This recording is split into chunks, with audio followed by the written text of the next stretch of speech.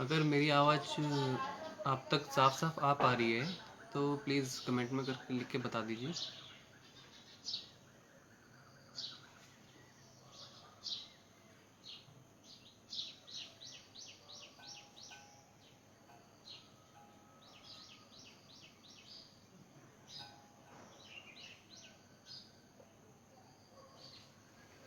धन्यवाद। तो मैं ऋषभ फरासी, योगाचार्य, उत्तराखंड के देहरादून डिस्ट्रिक्ट से आप सभी लोगों का बहुत-बहुत स्वागत करता हूं। जितने भी लोग हमारे साथ इस ऑनलाइन सेशन से जुड़े हुए हैं और आगे जुड़ने जा रहे हैं, और बहुत-बहुत धन्यवाद करना चाहूँगा राजमाता अहिल्या योग केंद्र का, जिन्होंने इतना अच्छा ये ऑनलाइन सेशन का कार्यक्रम चलाया है, जिसके माध्यम से हज़ारों लोग इस ऑनलाइन सेशन से जुड़ पा रहे हैं, योग से जुड़ पा रहे हैं और योग से परिचित हो पा रहे हैं और योग से लाभ प्राप्त कर पा रहे हैं। तो इसके लिए इनका बहुत-बहुत धन्यवाद। तो आज का हमारा जो विषय है वो है प्राणायाम की आवश्यकता। तो अपना विषय स्टार्ट करने से पहले हम अपने थोड़े मन को शांत करेंगे। उसके लिए हम 3 बार ओम चैंटिंग करेंगे, जिससे कि हमारा मन अच्छे तरीके से शांत हो सके और आगे जो भी कुछ हम सीखने वाले हैं उसे अच्छे तरीके से अपने अंतर मन तक अच्छे से उतार सकें, क्योंकि शांत मन ही अच्छी चीज़ों को ज़्यादा अच्छे से सीख पाता है। तो अपनी जगह पर सीधे बैठ जाइए, कमर गर्दन सीधी।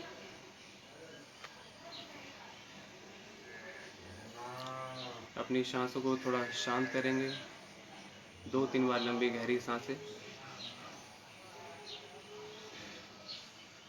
और ओम का उच्चारण करेंगे 3 बार।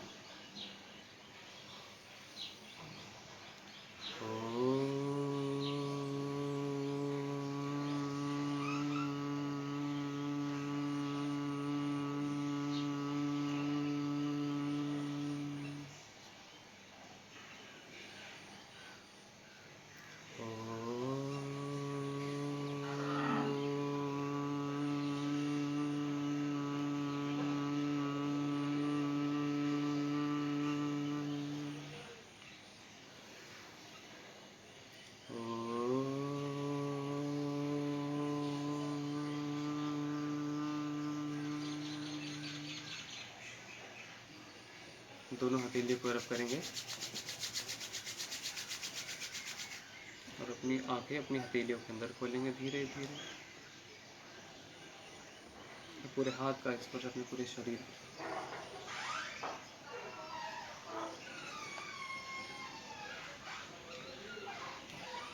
तो हमारा जो आज का विषय है वो है प्राणायाम की आवश्यकता।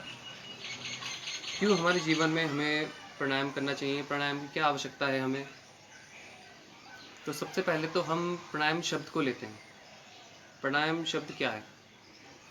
प्राणायाम कोई एक अकेला पूरा शब्द नहीं है, ये 2 शब्दों के मेल से बना हुआ है। पहला प्राण, दूसरा आयाम। तो प्राण क्या है और आयाम क्या है?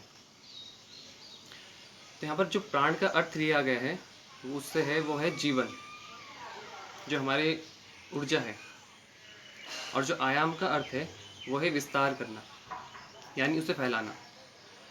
तो जो हमारी ये जीवन है, हमारी ये प्राण ऊर्जा है, इसका हमें विस्तार करना है, अपने शरीर के हर एक आयाम तक इस प्राण को लेकर जाना है। तो यही प्राणायाम है। अब अगर हम एक मृत आदमी को देखते हैं, एक डेड बॉडी को देखते हैं, और एक जिंदा आदमी को देखते हैं, तो इन दोनों में फ़र्क क्या है?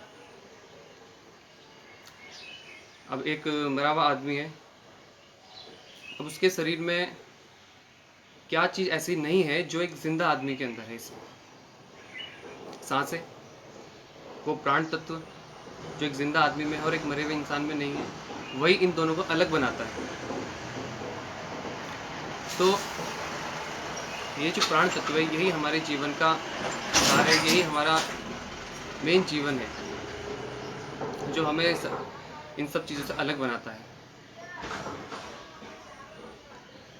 और अगर आप से कोई कहे कि आप 30 दिनों तक खाना ना खाइए, तो क्या होगा?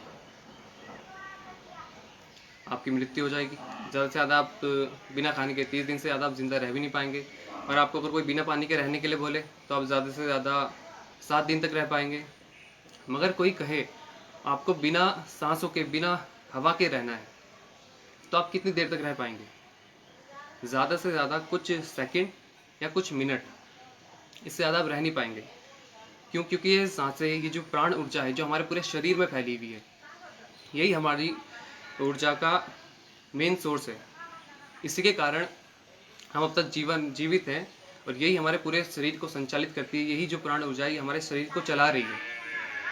इस प्राण ऊर्जा के बिना हमारा शरीर सिर्फ एक मिट्टी के ढेर के बराबर, अलावा और कुछ भी नहीं है। और जो ये सांसें हैं, यही हमारे विचारों को, हमारे मन को, हमारी एकाग्रता को, हमारे ध्यान को नियंत्रित करती है। कैसे? अगर आपने देखा हो, आपने अगर कभी निशाना लगाया हो, चाहे बंदूक से या तीरंदाजी से या किसी भी चीज़ से, जब हम निशाना लगाते हैं तो उस वक्त हमारी सांसें कैसी होती हैं? उस वक्त हमारी सांसें इतनी ज़्यादा शांत हो जाती हैं कि हमें खुद को भी नहीं पता होता कि हम सांस ले रहे हैं या छोड़ रहे हैं। क्यों? क्योंकि हमारा पूरा ध्यान एक तरफ रहता है। तो ये सांसें जितनी ज़्यादा हमारी शांत होंगी, उतना ही ज़्यादा हमारा ध्यान बढ़ेगा, उतनी ज़्यादा हमारी एकाग्रता बढ़ेगी और यही हमारे विचारों को भी इफ़ेक्ट करती है। अगर आपने देखा हो, जब आप कोई बहुत ज़्यादा डरे हुए होते हो तो आपकी सांसें अलग तरीके से चलती हैं। आप कभी बहुत ज़्यादा खुश हो तो आपकी सांसें अलग तरीके से चलेंगी। मगर कभी आप रिलैक्स हो, एकदम शांत बैठे हुए हो, तो आपकी सांसें लंबी, गहरी और बिल्कुल शांत रहती हैं। तो ये सांसें हमारी जितनी ज़्यादा शांत रहेंगी, उतने ही हमारे ज़्यादा विचार शांत रहेंगे, हमारा मन एकाग्र हो पाएगा, हमारा ध्यान किसी एक चीज़ पर लग पाएगा। और यही सांसें हमारे जीवन को भी तय करती है, हमारा जीवन कितना बड़ा होगा, कितना बड़ा नहीं होगा। अगर आपने एक कुत्ते को देखा हो तो वो लगभग 1 मिनट में 60 सांसें लेता है, 60। उसका जीवन कितना होता है? ज़्यादा से ज़्यादा 12 वर्ष या फिर 15 वर्ष। और एक इंसान कितने मिनट में, 1 मिनट में कितनी सांसें लेता है? लगभग 16 से 20 के बीच। तो एक इंसान का जीवन कितना है आज के समय में देखा जाए तो लगभग 80 वर्ष। मगर वहीं अगर आप एक कछुए को देखें, वो 1 मिनट में सिर्फ 3 से 4 सांसें लेता है और उसका जीवन आप देखेंगे कितना रहता है। वो लगभग 200 से 400 वर्ष की 200 से 400 वर्ष तक की आयु तक जीता है। तो सांसें, यही सांसें हैं जो हमारे जीवन को भी तय करती हैं कि हमारा जीवन कितना बड़ा होगा। और ऐसे ही अगर एक आपको एक शख्स की बात बताऊं तो उनका नाम है प्रहलाद ज्ञानी। आपने शायद उनका नाम भी सुना हो। तो उन्होंने 11 वर्ष की आयु से भोजन और पानी दोनों चीज़ त्याग दिए थे और लगभग 90 वर्ष तक की आयु तक वो जीवित रहे, बिना खाने और बिना पानी के। तो जब उनसे पूछा गया कि आपकी ऊर्जा का राज क्या है, सोर्स क्या है आपकी ऊर्जा का, तो उन्होंने बताया कि जो आप वो ऊर्जा लेते हैं वो इसी प्राणवायु से, इसी से लेते हैं। अब हमारे चारों तरफ ये वायु तो है, मगर अब ये सिर्फ वायु है। जब ये वायु हमारे शरीर में प्रवेश करती है और प्राण से मिलती है तो ये प्राण वायु कहलाती है, प्राण ऊर्जा कहलाती है। और ये प्राण इसे पूरे शरीर में 5 प्राणों के द्वारा पूरे शरीर में, शरीर के हर एक आयाम तक इसे फैलाता है। तो इसलिए प्राणायाम हमारे जीवन के लिए बहुत ज़रूरी है। तो आइए चलिए प्राणायाम अब हम करते करते सीखते हैं। तो सबसे पहले तो आप अपनी जगह पर सीधे बैठ जाइए। किसी भी सुखात्मक आसन में आप बैठ सकते हैं। चाहे आप सुखासन में बैठ जाइए, चाहे अर्ध पद्मासन में बैठिए, चाहे पद्मासन में बैठिए, जिसमें भी आपको कंफर्टेबल लगे उसमें आप बैठ सकते हैं। और जो लोग ना बैठ पाए वो चेयर पे भी बैठ सकते हैं। तो सबसे पहले अपनी कमर गर्दन सीधी, हाथ ज्ञान मुद्रा में। सबसे पहले हम करेंगे कपालभाति का अभ्यास। तो कपालभाति के अभ्यास से पहले हम 1-2 चीज़ें जान लेते हैं। कि कपालभाति किन्हें नहीं करना है। तो जिन लोगों को भी हाई ब्लड प्रेशर, हार्ट की प्रॉब्लम, हर्निया, अल्सर, इससे संबंधित कोई भी बीमारी हो तो वो कपालभाति का अभ्यास ना करें। अगर किसी की हाई बीपी की दवाई चल रही हो या तो वो तो बिल्कुल भी ना करें। और जिनका अक्सर बीपी बढ़ा रहता है, मैं उनकी दवाई नहीं चल रही है, कभी कभी बढ़ा रहता है, तो वो कपालभाति के 15 से 20 स्ट्रोक करेंगे। और बाकी जो स्वस्थ लोग हैं वो कपालभाति के लगभग 40 स्ट्रोक करेंगे। तो इसमें आपको सिर्फ इतना ही ध्यान देना है कि आपको सिर्फ अपनी सांसें बाहर छोड़ने पर ध्यान देना है और आपका पेट सांसों को बाहर छोड़ते हुए अंदर की ओर जाएगा। तो चलिए शुरू करते हैं कपालभाति 3 राउंड।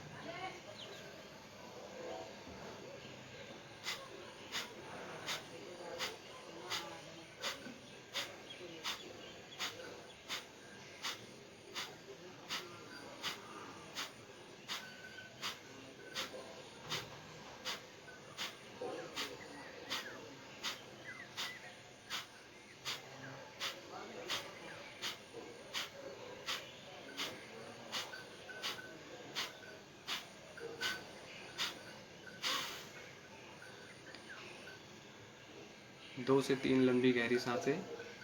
फिर दूसरा राउंड स्टार्ट करेंगे।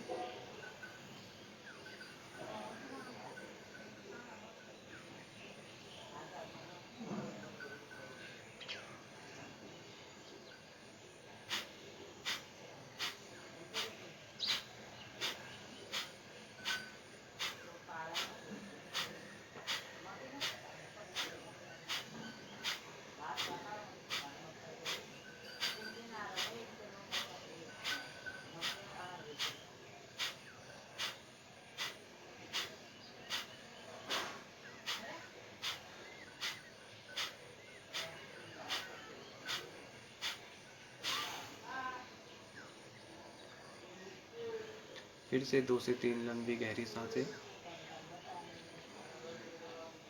और अगला राउंड स्टार्ट।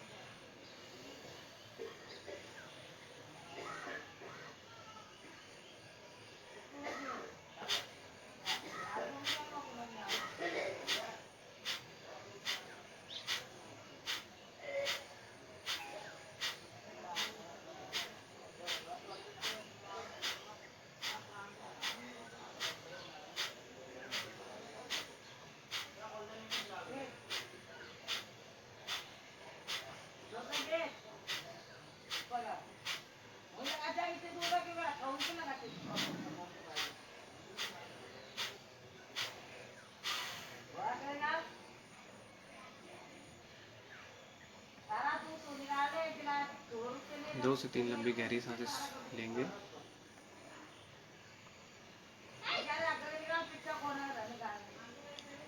अगला राउंड करेंगे अब हम अनुलोम विलोम का। अब कपालभाति से क्या है कि हमारे शरीर का जो तापमान है वो बढ़ जाता है। तो अनुलोम विलोम क्या करता है, हमारे शरीर का जो तापमान है उसको बैलेंस करने का काम करता है। अब हम बताएं, एक साइड जो हमारे शरीर की होती है वो गर्म साइड होती है, जो राइट साइड है वो गर्म रहती है, और जो हमारी लेफ्ट साइड है वो ठंडी रहती है। तो इन दोनों में तालमेल बैठाना ही प्राणायाम का काम है। अगर आपके शरीर का तापमान ज़्यादा बढ़ जाएगा तो भी आप बीमार पड़ेंगे, या आपके शरीर का तापमान जो घट जाएगा तो भी आप बीमार पड़ेंगे। तो इनमें तालमेल बैठाना बहुत ज़्यादा ज़रूरी है। तो अनुलोम विलोम वही कार्य करता है, आपके शरीर के जो तापमान को बैलेंस करने का काम करता है। जो हमारी लेफ्ट साइड है उसे चंद्र स्वर बोलते हैं, जो हमारी राइट साइड है उसे सूर्य स्वर बोलते हैं, या चंद्र नाड़ी या सूर्य नाड़ी। तो हम लेफ्ट साइड से यानी कि चंद्र नाड़ी से श्वास भरेंगे और राइट साइड से यानी कि सूर्य नाड़ी से श्वास को बाहर छोड़ेंगे, और फिर हम सूर्य नाड़ी से श्वास लेंगे और चंद्र नाड़ी से यानी कि लेफ्ट साइड से श्वास को बाहर छोड़ेंगे। आपको श्वास बहुत धीरे और लंबी और गहरी लेनी है, हो सके कोशिश करिएगा, तो आपको आपकी सांसों की आवाज़ नहीं आनी चाहिए। तो चलिए स्टार्ट करेंगे 5 राउंड अनुलोम विलोम के।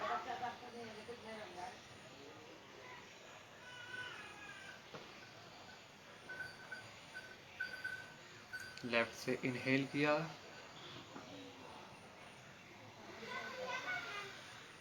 राइट से एक्सेल, राइट से इनहेल किया, लेफ्ट से एक्सेल। आपका एक राउंड हुआ, ऐसे 4 राउंड और।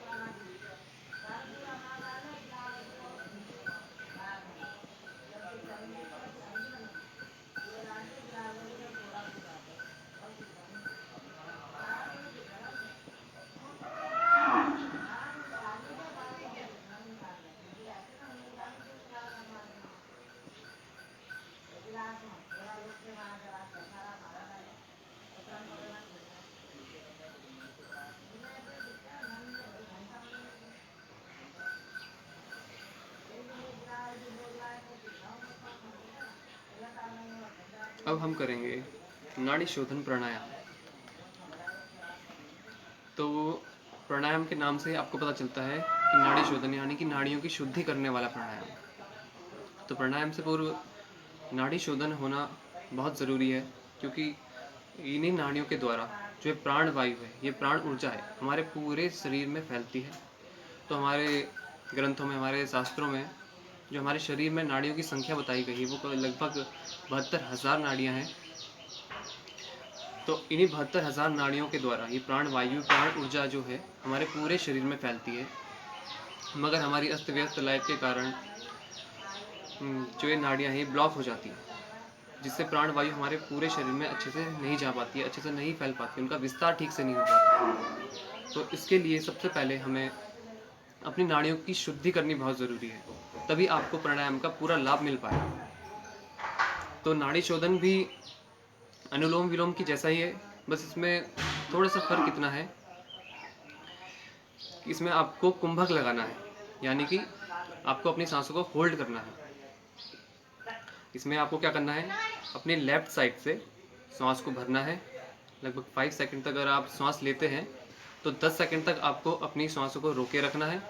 फिर राइट साइड से उसको एक्सहेल कर देना है। फिर राइट साइड से इनहेल करना है, फिर 10 सेकंड तक उसको होल्ड करना है और फिर लेफ्ट साइड से उसको एक्सहेल कर देना है। सेम अनुलोम विलोम की जैसा ही है, बस इसमें फ़र्क इतना है, आप अपनी सांसों को लगभग 10 से 15 सेकंड तक होल्ड करोगे। तो चलिए स्टार्ट करते हैं। सबसे पहले लेफ्ट साइड से श्वास भरे,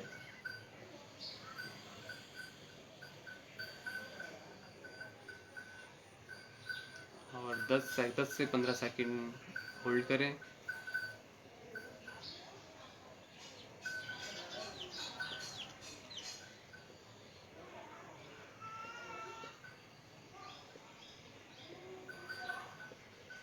और राइट साइड से एक्सहेल कर दें।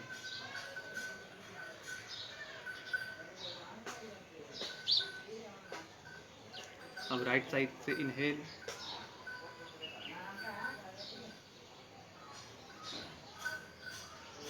दस से 15 सेकंड के लिए होल्ड,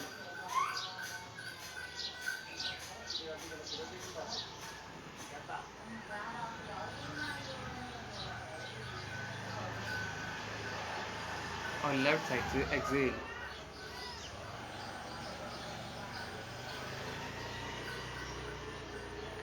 सांसों को जितना हो सके धीरे धीरे और लंबा और गहरा खींचें।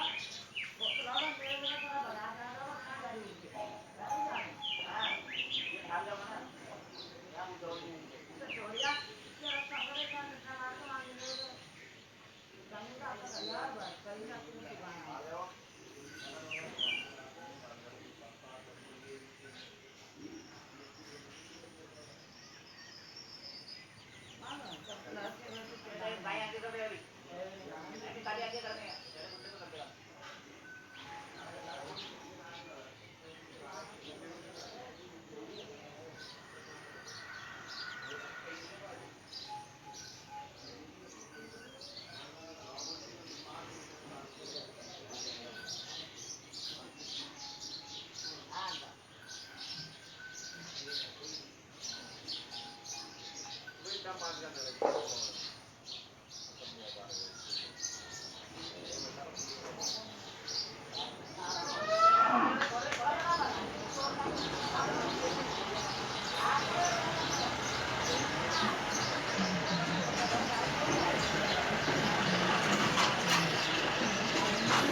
हम नाड़ी शोधन प्राणायाम के बाद भस्त्रिका प्राणायाम का अभ्यास करेंगे। तो जो भस्त्रिका है, ये नाम जो आया है, ये लोहार की धोकनी से आया है, जिसको भस्त्रा कहते हैं। इसमें हवा, जब इसे खींचते हैं तो इसमें हवा भरती है और फिर से झटके से छोड़ा जाता है। तो सेम इसी प्रक्रिया को हमें अपने साथ भी दोहराना है। आपको एक गति में अपने श्वास को पूरा अंदर खींचना है, पेट को फुलाना है और पूरा फिर उसी गति से आपको सारी श्वासों को बाहर छोड़ना है, इस तरीके से।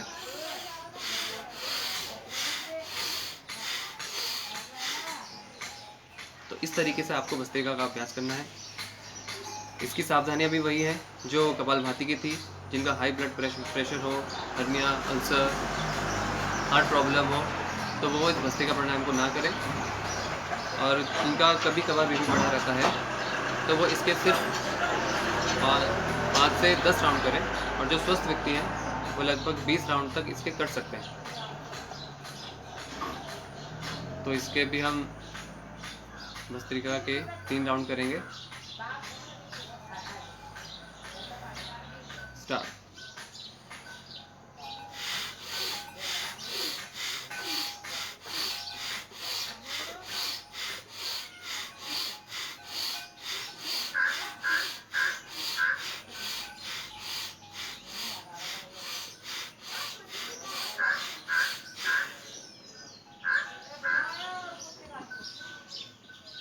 तीन से 4 लंबी गहरी सांसें, श्वासों को थोड़ा सामान्य करेंगे।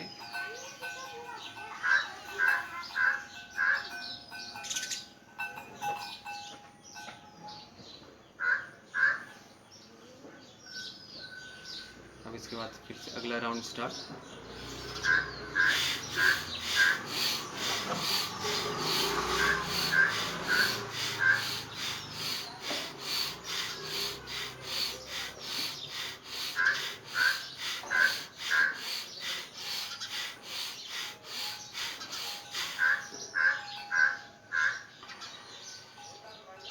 3 से 4 लंबी गहरी सांसें, श्वासों को सामान्य करेंगे।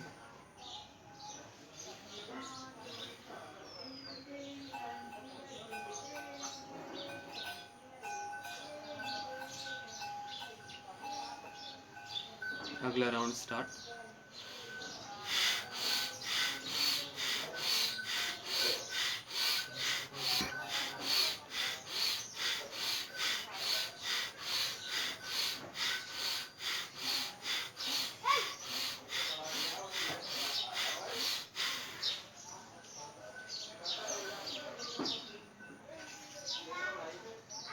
तीन से 4 लंबी गहरी सांसें लेंगे, श्वासों को सामान्य करेंगे।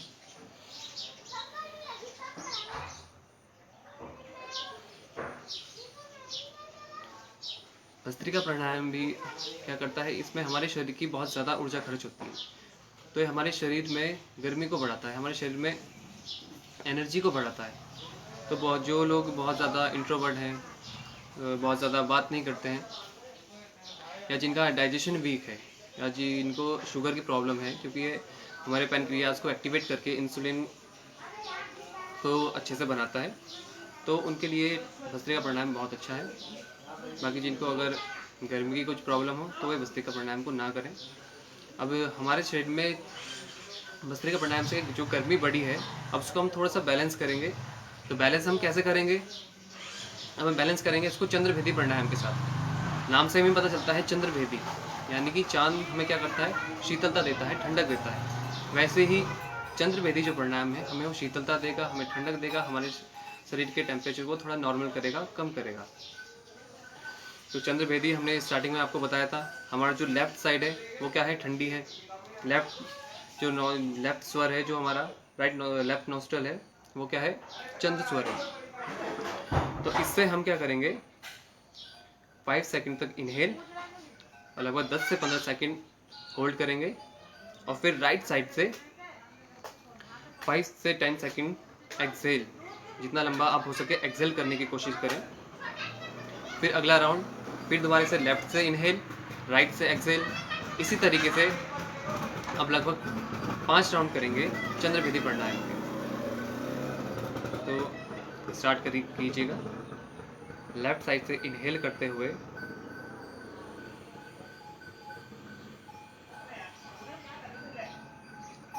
5 से 10 सेकंड होल्ड,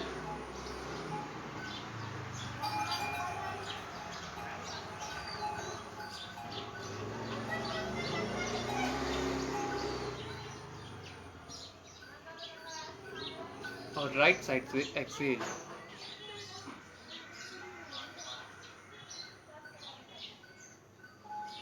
फिर दोबारा लेफ्ट साइड से इनहेल,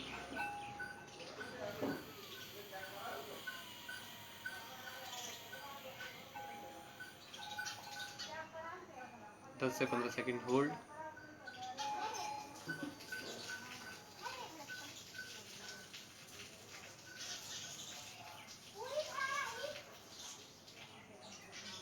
और राइट साइड से एक्सेल।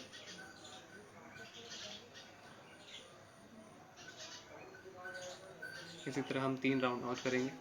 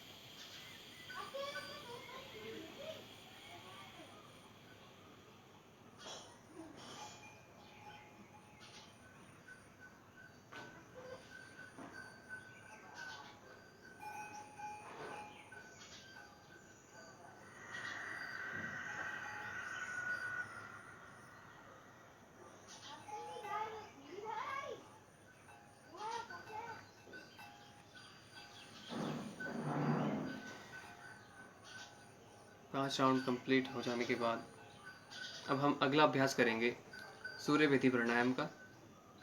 अभी हमने चंद्रभेदी प्राणायाम करा लेफ्ट साइड से, क्योंकि हमारी लेफ्ट साइड ठंडी है। अब हम कह रहे हैं सूर्यभेदी हम प्राणायाम करेंगे। तो सूर्यभेदी के से ही हमें समझ में आता है सूर्य हमें क्या करता है, गर्मी देता है, ऊर्जा देता है। तो हमने बताया था हमारी राइट साइड गर्म है, यानी कि जो हम राइट साइड से इनहेल करते हैं वो हमें गर्मी देता है। तो सूर्यभेदी प्राणायाम भी हमारे शरीर में गर्मी को बढ़ाएगा, आपके शरीर में ऊर्जा को बढ़ाएगा। तो इसलिए जो लोग हाई बीपी की जिन्हें प्रॉब्लम है तो वो सूर्यभेदी प्राणायाम ना करें। तो इसके भी हम 3 राउंड करेंगे। इसमें हम राइट साइड से इनहेल करते हुए 10 सेकंड तक होल्ड करेंगे और फिर लेफ्ट साइड से एक्सहेल कर देंगे। सेम प्रोसेस है, बस इस बार हम राइट साइड से इनहेल कर रहे हैं और लेफ्ट साइड से एक्सहेल कर रहे हैं। तो चलिए स्टार्ट करते हैं। राइट साइड से इनहेल करते हुए 10 से 15 सेकंड होल्ड,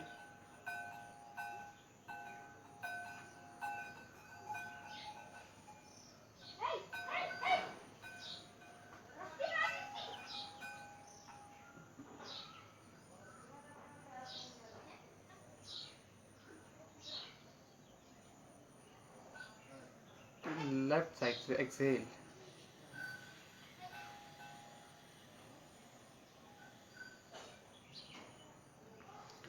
फिर से राइट साइड से इनहेल,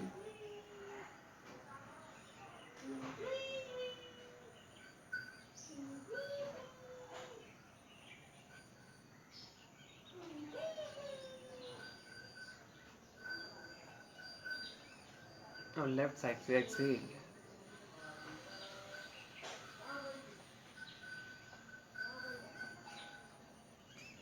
कोशिश करिएगा जितनी लंबी और गहरी और शांत सांसें आप अंदर खींच सकें खींचिए, और ज़्यादा से ज़्यादा अपनी सांसों को बाहर छोड़ने की कोशिश करिए। ये लास्ट राउंड।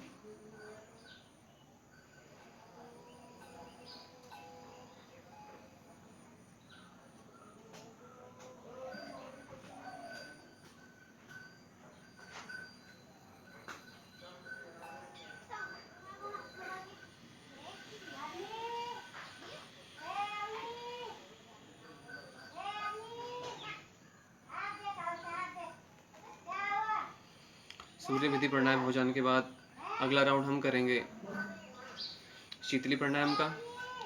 शीतली प्राणायाम क्या करता है, ये भी हमारे शरीर में हमें ठंडक प्रदान करता है, हमारे मन को शांत करता है।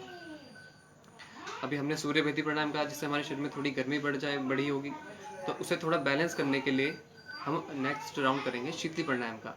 अब शीतली प्राणायाम को आपको कैसे करना है, आपको अपनी जीभ को एक पाइप की तरह बाहर निकालना है इस तरीके से, और इसी से आपको पूरी श्वास को अपने पेट में भरना है। इस तरीके से देख लीजिए एक बार।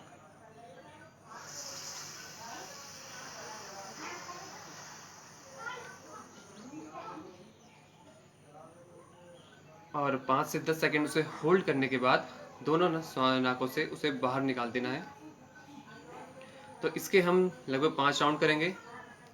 तो मैं आपको ये जो शरीर में ठंडक बढ़ाने वाले प्राणायाम ज़्यादा इसलिए करवा रहा हूँ क्योंकि आजकल गर्मियों का सीज़न है, आजकल वैसे भी हमारा जो तापमान है वो बढ़ा हुआ है, तो इसलिए शरीर का जो हमारा तापमान है उसे थोड़ा बैलेंस रख सके, तो इसलिए हम थोड़े शीतलता वाले ठंडक वाले प्राणायाम थोड़ा ज़्यादा कर रहे हैं। तो चलिए स्टार्ट करते हैं। जीभ को पाइप की तरफ मोड़ते हुए बाहर निकालिए।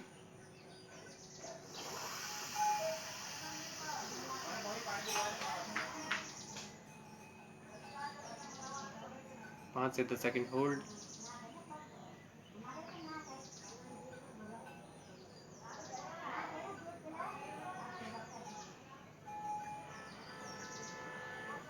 और दोनों नाकों से एक्सहेल। ऐसे ही हम 4 राउंड और करेंगे।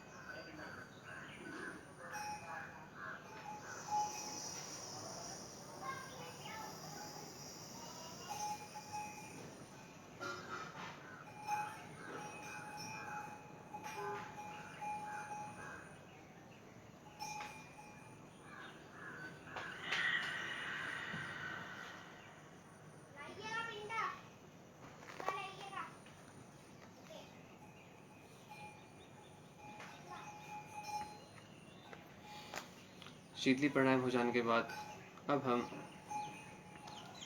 3 राउंड करेंगे भ्रामरी प्राणायाम के, सॉरी उज्जाई प्राणायाम के। तो उज्जाई प्राणायाम आपको किस तरीके से करना है, आपको गले का कांटेक्ट करते हुए, जैसे रात में हम खराटे लेते हैं, देख लीजिए एक बार।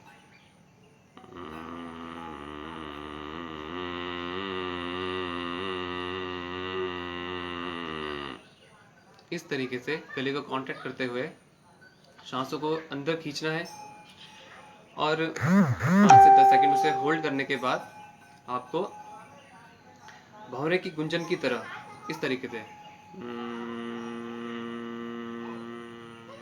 इस तरह सारी सांसों को बाहर निकाल देना है।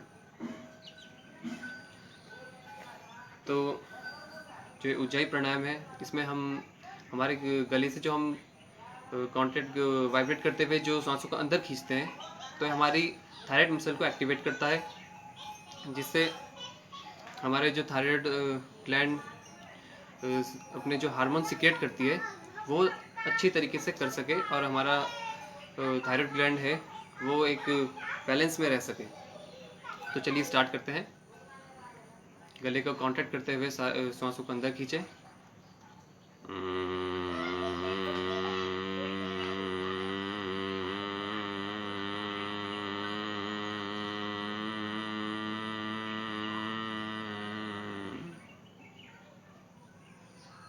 हाँ से 10 सेकंड होल्ड।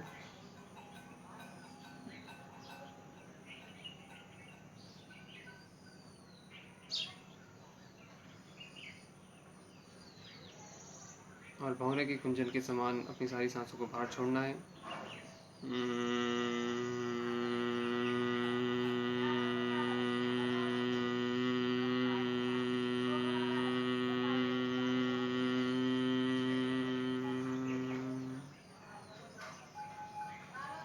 इसी के 2 राउंड और करेंगे।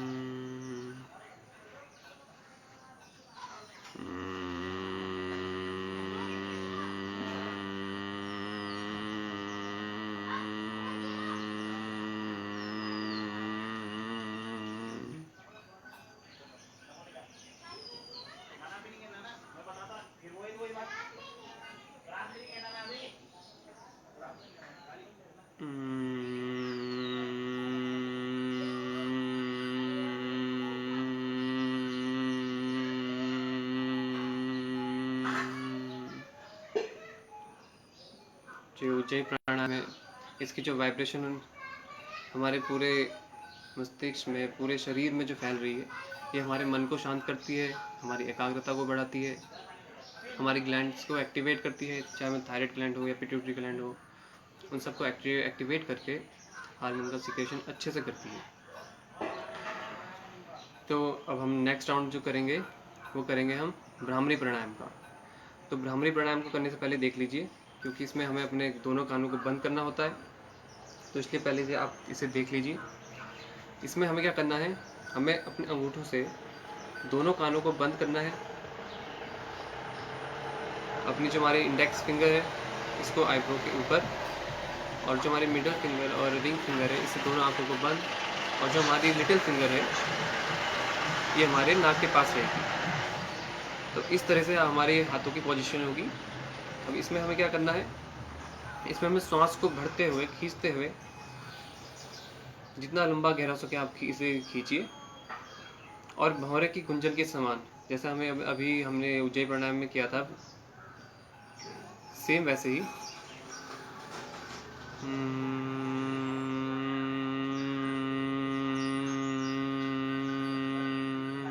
सारी सांसों को बाहर छोड़ना है। तो जिससे हमारा ये भ्रामरी प्राणायाम है हमारे मन को शांत करता है, हमारी एकाग्रता को बढ़ाता है, हमारे ध्यान को बढ़ाता है, जिसकी हमें जीवन में बहुत ज़्यादा ज़रूरत है। तो चलिए भ्रामरी प्राणायाम करते हैं। सबसे पहले दोनों कान बंद, इंडेक्स फिंगर आईब्रो के ऊपर, मिडिल फिंगर और रिंग फिंगर आंखों के ऊपर। आंखों को दबाना नहीं है, सिर्फ आंखों को ढकना है। इनहेल करते हुए स्टार्ट। इसके हम लगभग 5 राउंड करेंगे।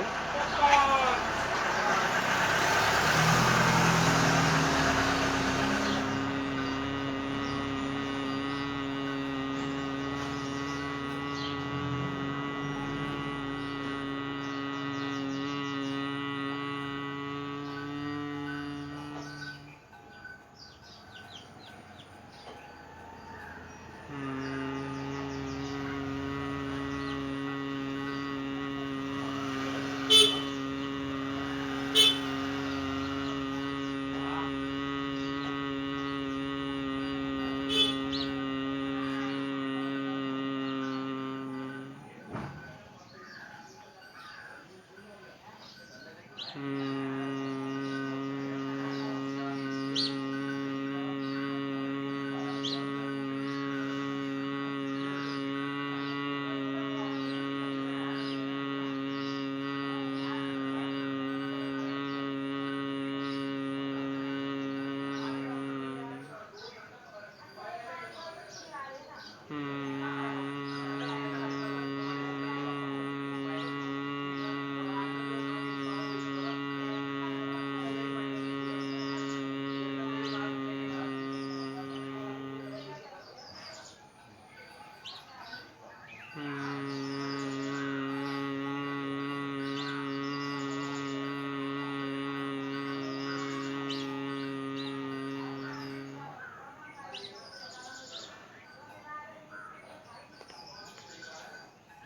ब्राह्मणी प्राणायाम के बाद अंत में हम करेंगे ओम चैंटिंग 3 राउंड।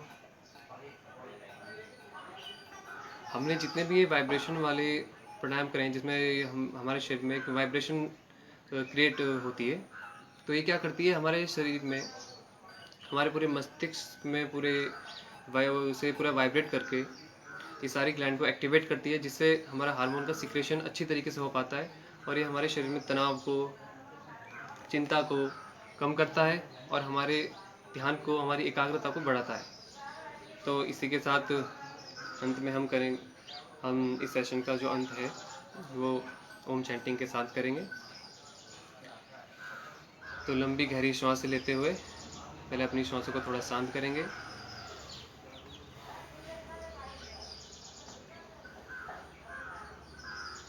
फिर एक लंबी गहरी श्वास लेकर ओम का उच्चारण।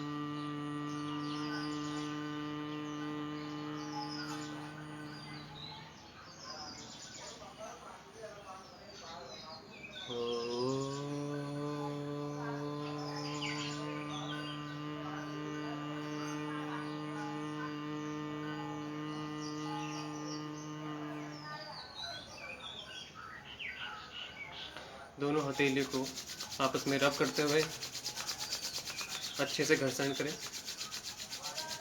और इन्हीं हथेलियों के भीतर अपनी आंखें को धीरे धीरे खोलें और पूरी हथेलियों को अपने पूरे शरीर पर स्पर्श करते हुए पूरी ऊर्जा को अपने शरीर पर फैलाएं।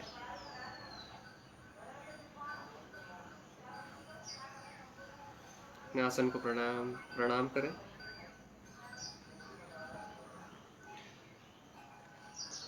अंत तक इस सेशन में जुड़े रहने के लिए आप सभी का बहुत बहुत धन्यवाद। और एक बार मैं फिर से धन्यवाद करना चाहूँगा राजमाता अहिल्या योग केंद्र का, जिन्होंने हमें इतना अच्छा अवसर दिया। तो आशा करता हूँ आपको ये सेशन पसंद आया होगा, अच्छा लगा होगा। आप इस प्राणायाम को अपने जीवन में उतारेंगे और इससे अपने जीवन में लाभ प्राप्त करेंगे। धन्यवाद।